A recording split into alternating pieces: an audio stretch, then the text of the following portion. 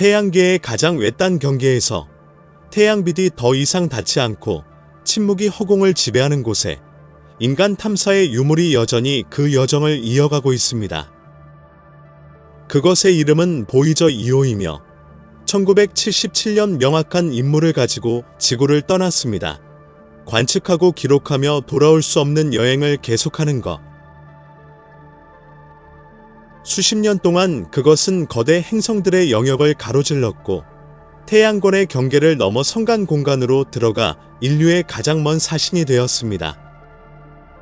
지구에서 모든 것이 변하는 동안 탐사선은 어둠 속에서 참을성 있게 계속해서 관찰하고 있었습니다. 그러던 중 얼마 전 뜻밖의 일이 일어났다. 거대한 공간에서 새로운 신호가 도착한 것이다. 단순한 기술 업데이트나 방사선이나 태양풍에 관한 보고가 아니었다. 그것은 다른 종류의 메시지였다. 정리된, 리드미컬한, 그리고 깊이 불안하게 만드는 메시지였다. 처음에 엔지니어들은 그것이 배경소음, 간섭 신호라고 생각했다.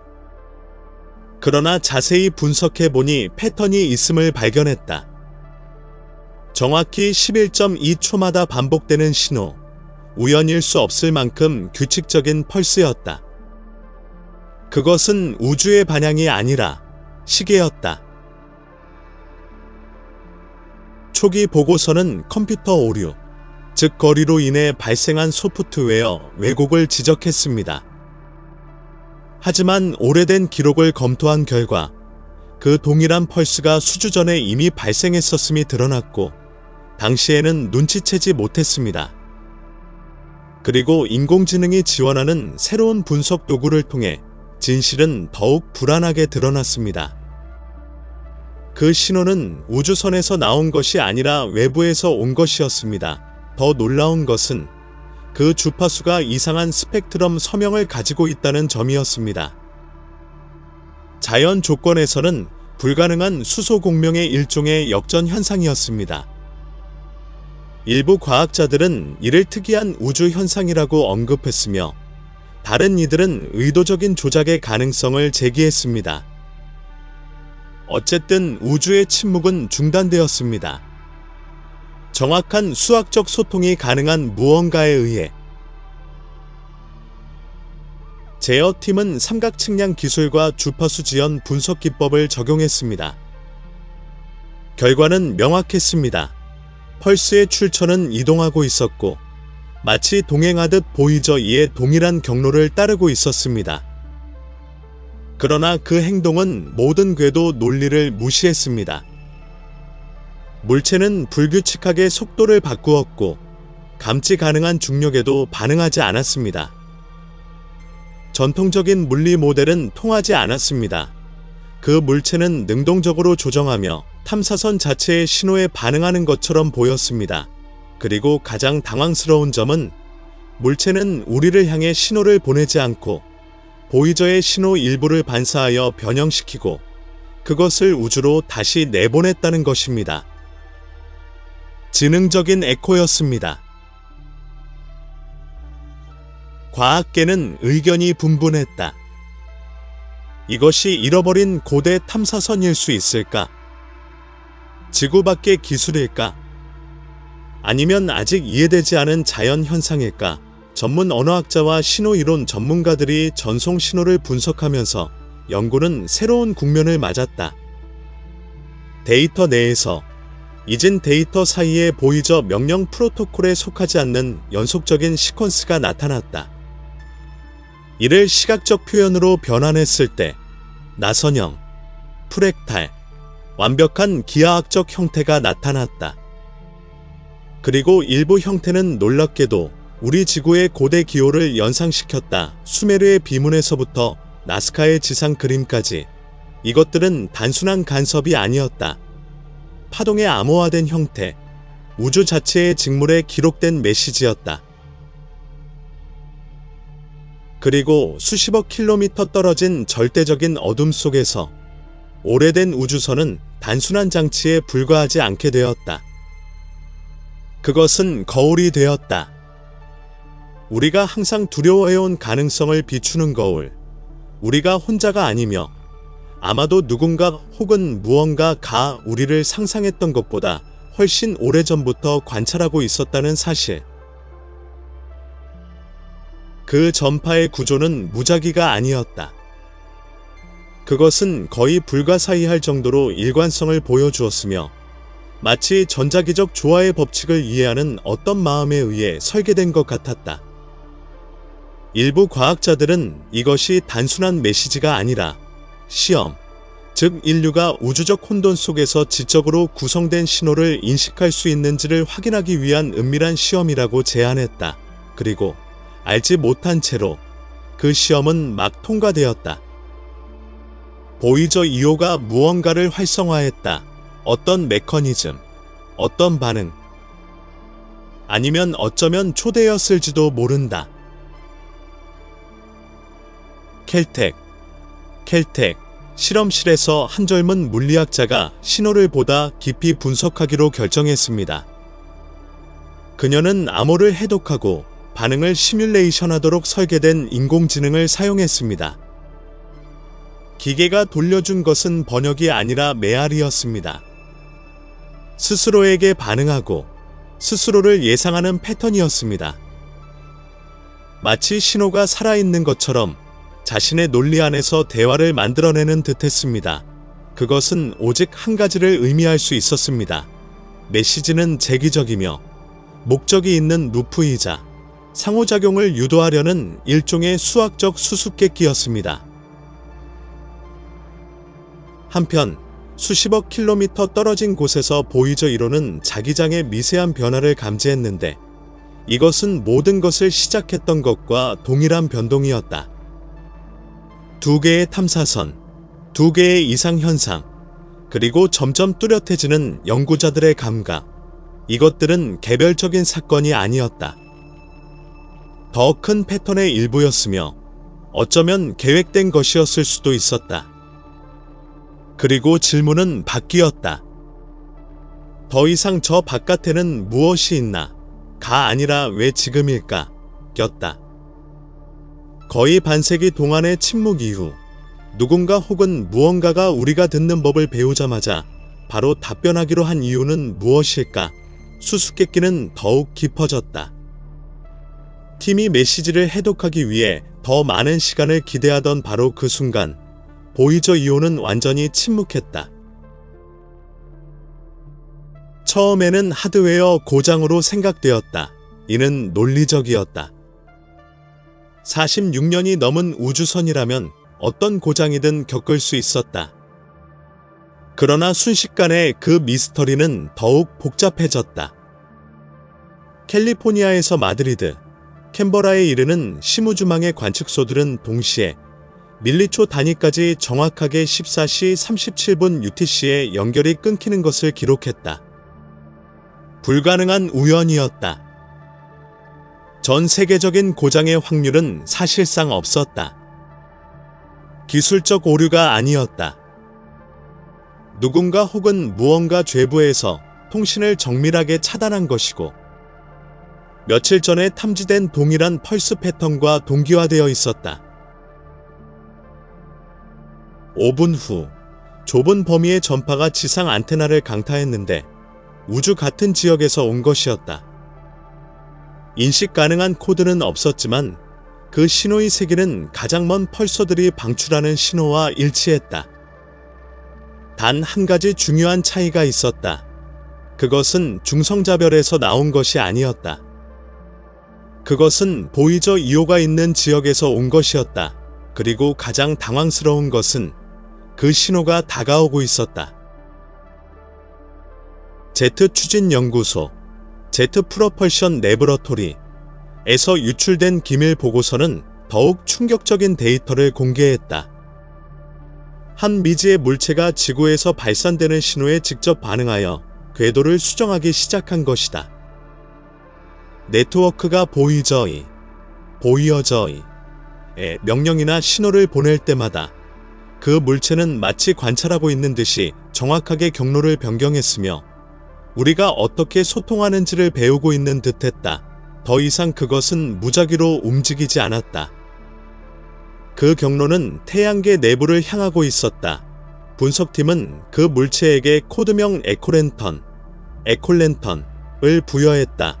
그들은 그것을 살아있는 손전등처럼 행동하며 빛과 그림자, 정적과 반응을 반영하는 존재이자 우리의 기술을 등대로 사용하는 메아리처럼 보였기 때문에 그렇게 이름 붙였다. 그리고 나서 모든 것은 새로운 의미를 갖게 되었다. 보이저의 여행은 더 이상 단순한 과학 임무로 보이지 않았다. 우주의 끝에서 전송된 그 신호는 빛나는 흔적, 공허 속에 그려진 길이 되었다. 그러나 우리를 어떤 것으로 이끄는 것이 아니라 어떤 것이 우리를 찾도록 하기 위해서였다. 미지의 물체가 태양계 경계에 접근함에 따라 불가능해 보이는 일이 발생했다.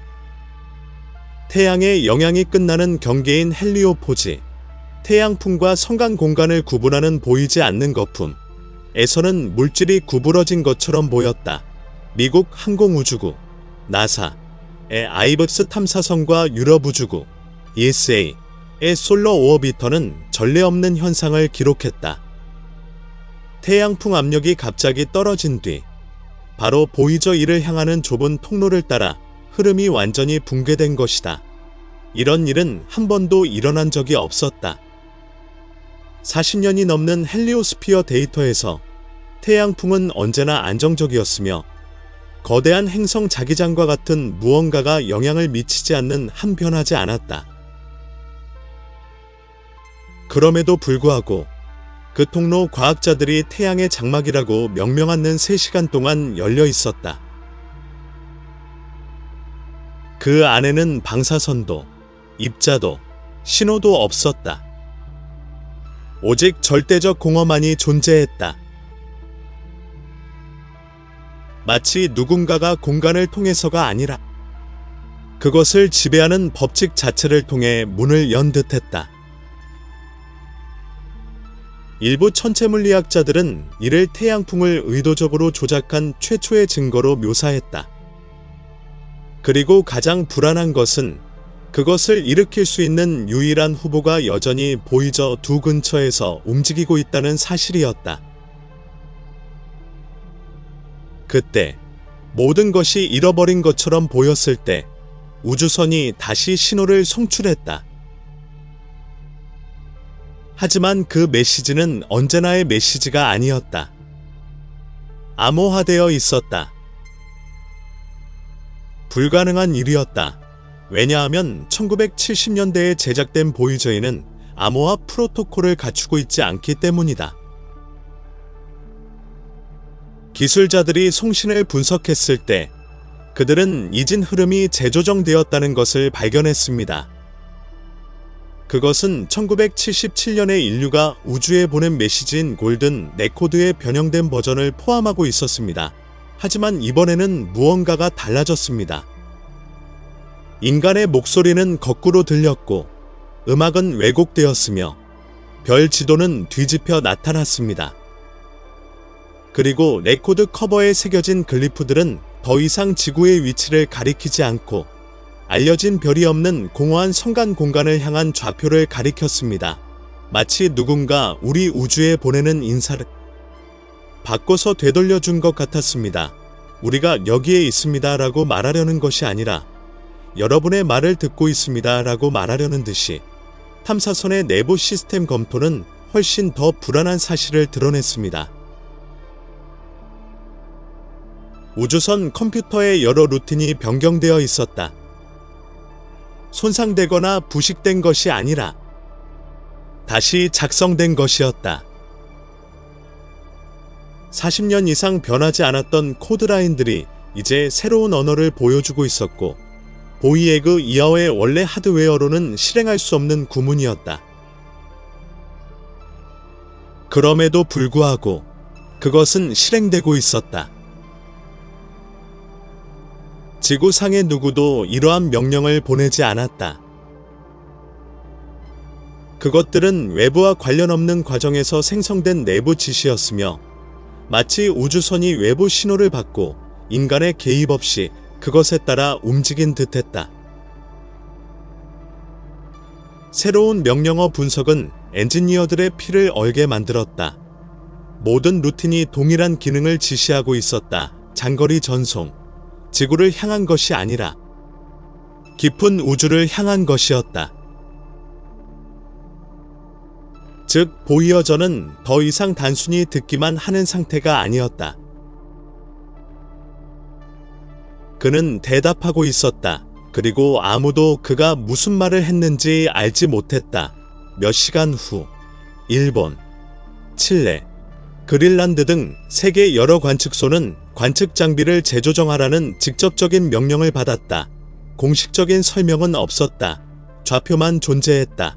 새로운 보이저 이 전송 방향과 일치하는 깊은 우주의 새 특정 구역. 거의 동시에 유럽 방위 기관에서 유출된 암호화된 통신은 코드명 하나를 언급했다.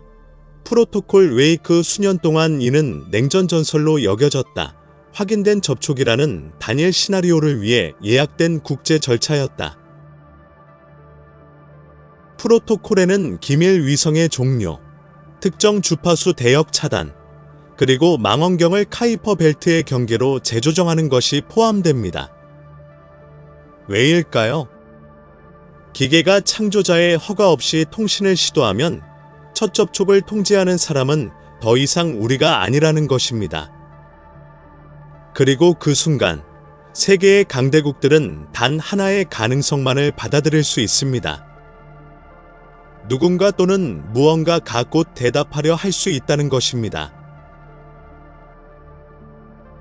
조금 후, 가장 회의적인 사람들조차 혼란스러워할 새로운 현상이 기록되었습니다. 정확히 41분 동안 여러 위성과 지상 관측소들이 연구자들이 시간의 메아리라고 명명한 현상을 경험하기 시작했습니다. 이는 데이터 패킷이 완벽하게 반복되는 것으로 마치 동일한 순간이 반복해서 재생되는 것과 같았습니다. 이것은 오래된 파일이나 중복 전송이 아니었습니다. 실시간으로 전송되는 신호가 마치 시간이 스스로 어긋난 것처럼 왜곡되어 나타난 것이었습니다.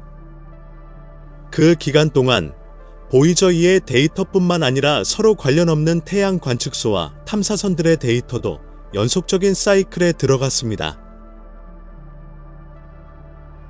일부 물리학자들은 이제 이것이 우연이 아니라 우주선 근처에서 국소적으로 발생한 시공간의 왜곡으로 인해 발생했을 가능성이 있는 제어된 파동이라고 주장한다. 만약 이 가설이 맞다면 보이저 2호와 상호작용하는 것은 단순히 의식이 있는 존재가 아니다. 시간적 장, 필드를 조작하고 인과성을 변화시키거나 차원 간의 정보를 투사할 수 있는 존재일 수도 있다. 사건을 분석한 팀은 신화에서 영감을 받아 상징적인 이름을 붙이기로 결정했다. 크로노스의 꽃. 왜냐하면 시간 자체가 잠깐이라도 변형되었다면 우리가 믿어왔던 우주의 불가침 법칙이 이미 바뀌었기 때문이다. 이틀 후 더욱 불안한 일이 일어났다. 노르웨이와 뉴질랜드의 관측소들은 간섭이 최소화된 지역에 위치해 있었으며 지구 대기권으로 직접 침투하는 성간 우주에서 온 신호를 감지했습니다. 그것은 이온층을 통한 반사나 우연한 반사가 아니었습니다. 신호는 보이지 않는 레이저 빛처럼 정밀하게 전달되었습니다. 신호 구조는 협대역 고주파였으며 하위 고조파로 구성되어 보이저 2에서 감지된 이상현상과 일치했습니다. 가장 충격적인 것은 그 다음에 일어난 일이었습니다. 이 펄스는 태평양의 해양 센서, 기상위성, 통신 부표 등 지구 시스템에 침투했습니다. 다시 말해, 그것은 단순히 지구를 통과한 것이 아니라 이곳에 머물게 된 것입니다. 오늘 그 신호는 우리의 글로벌 시스템을 연결하는 디지털 구조의 일부입니다. 아무도 그것이 무엇을 하는지 모릅니다. 아무도 왜 도착했는지 모릅니다. 하지만 보이어저 이를 깨운 것이 분명히 우리에게 길을 찾았습니다. 세계의 관심이 탐사선에 집중되는 동안 브라질의 독립천문학자 그룹은 예상치 못한 것을 발견했습니다. 1990년대의 오래된 적외선 지도를 분석하면서 그들은 보이어저 2와 같은 경로를 따라 움직이지만 어떤 공식 카탈로그에도 기록되지 않은 희미하고 차가운 물체를 발견했습니다.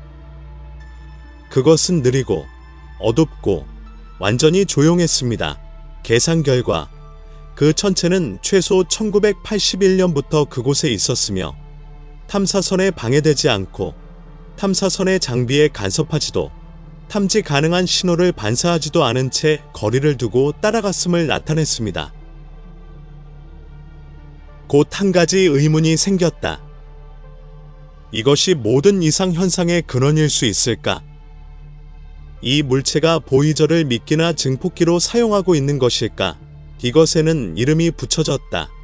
에코 제로. 그리고 그 행동은 아름답기만 한 것이 아니라 섬뜩하기까지 했다. 그 경로는 로그 나선형을 따라 움직였는데 이 형태는 은하, 조개 껍데기, 황금비 비율에서 찾아볼 수 있다.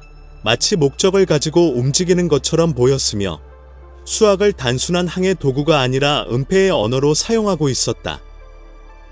그때 제임스 웹 우주망원경이 개입했다. 공개 발표 없이 그것의 방향이 변경되어 보이저 2와 신비로운 펄스의 기원 사이의 우주를 관찰하도록 설정되었다. 그가 발견한 것은 단일한 물체가 아니라 적외선 스펙트럼에서는 거의 보이지 않는 반사체 물이었다. 이 구조물들은 어떤 천체도 공전하지 않았다. 그들은 함께 움직였고 보이지 않는 흐름에 반응하는 물고기 떼처럼 조정된 행동을 보였다. 유연하고 지능적인 움직임으로 우연에 의해 설명할 수 없는 움직임이었다. 어쩌면 허공의 가장자리에서 어떤 존재가 우리가 생각하는 것보다 훨씬 오랫동안 우리를 관찰하고 있는지도 모른다. 과학자들은 이를 조정된 구조물, 즉 그 규모와 거리에서 자연에서는 한 번도 관찰된 적 없는 패턴이라고 설명했습니다. 제임스 웹 망원경으로 얻은 분광 데이터는 훨씬 더 충격적인 사실을 밝혀냈습니다. 감지된 질량들은 불가능한 합금으로 이루어져 있었고 반감기가 너무 짧아 논리적으로는 수세기 전 이미 분해되었어야 하는 원소들로 구성되어 있었습니다. 그럼에도 불구하고 그것들은 존재하고 있었습니다. 안정적으로 모여 있으며 마치 우리를 우주의 거울을 통해 관찰하는 듯 우리의 신호에 응답하고 있었습니다. 갑자기 이야기는 바뀌었습니다. 이제 관찰당하는 것은 보이저 2호가 아니었습니다. 연구되고 있는 것은 바로 지구였던 것입니다. 우리의 발명품, 우리의 기계들이 자신도 모르는 사이에 우주 실험의 미끼로 변해 있었던 것입니다. 웹데이터 유출 직후 전 세계의 사이버 보안 기관들은 이상한 점을 감지하기 시작했습니다. 전 세계 디지털 트래픽의 거대한 흐름 속에서 매일 쏟아지는 테라바이트 단위의 잡음 속에서 알려진 어떤 프로토콜에도 속하지 않는 저주파 패턴이 반복되고 있었습니다. 그것은 바이러스도 공격도 아니었습니다. 그것은 에코였던 것입니다. 서버, 해저 케이블, 위성 통신 채널, 심지어 정보 시스템 내에서도 반복되는 명확하고 지속적인 신호였습니다. 매사추세츠 공과대학교, MIT 팀은 그 신호의 독특한 서명을 분리하는 데 성공했습니다. 그것은 보이저 2호가 마지막으로 기록한 펄스와 동일했습니다. 즉, 수십억 킬로미터 떨어진 곳에서 온 신호가 어떻게든 우리 행성의 신경망에 들어왔다는 것을 의미했다. 컴퓨터 바이러스 같은 위협으로서가 아니라 후렴없는 멜로디처럼 조용히 반복되며 기계들이 서로 소통하는 방식을 미묘하게 바꾸는 신호였다. 어떤 이들에게 그것은 세련된 형태의 접촉이었다. 다른 이들에게는 디지털 동화의 시작이었다. 코드가 한 번도 닿지 않은 시스템에서 울리기 시작하면 그 시스템은 더 이상 완전히 우리 것이 아니게 된다. 그리고 마침내 생각할 수 없는 일이 일어났다. 항상 배경 속에서 웅얼거림을 내뿜던 우주 빅뱅의 흔적인 그 영속적인 윙윙거림이 침묵했다. 18분 동안 칠레, 남아프리카, 호주에 있는 점퍼멍 원경들은 완전한 정적을 기록했다. 진동도, 섬광도, 아무 원자의 공명도 존재하지 않았다. 우주적 잡음이 돌아왔을 때 뭔가 달라져 있었다. 우주 배경이 그 위상, 음색, 질감을 바꿨다. 마치 일시정지했다가 다시 재생된 테이프처럼. 하지만 약간 변형된 상태였다. 그 변형은 보이저이가 마지막으로 보낸 패턴과 점 하나하나까지 일치했다. 그때 불안한 가설이 제기되었다.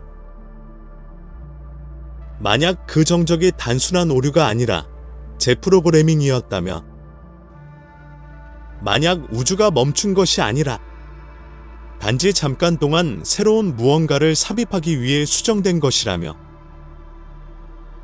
1977년 우리는 보이어저 1을 희망의 표시와 함께 우주 속으로 보냈습니다. 마치 우주라는 바다에 던진 병처럼 언젠가 어디선가 누군가가 그것을 발견하기를 바라는 꿈과 함께였습니다. 하지만 만약 그것이 우연히 발견되지 않았다면, 만약 그들이 우리를 기다리고 있었다면, 만약 우리의 메시지가 무작위의 호출이 아니라 우연이 아닌 설계된 방식으로 응답을 받은 초대라면, 메탈릭 펄스, 다시 기록된 코드, 우주의 침묵, 모든 데이터가 하나의 방향을 가리키는 것처럼 보입니다. 우연이 아니었습니다. 그것은 응답이었습니다.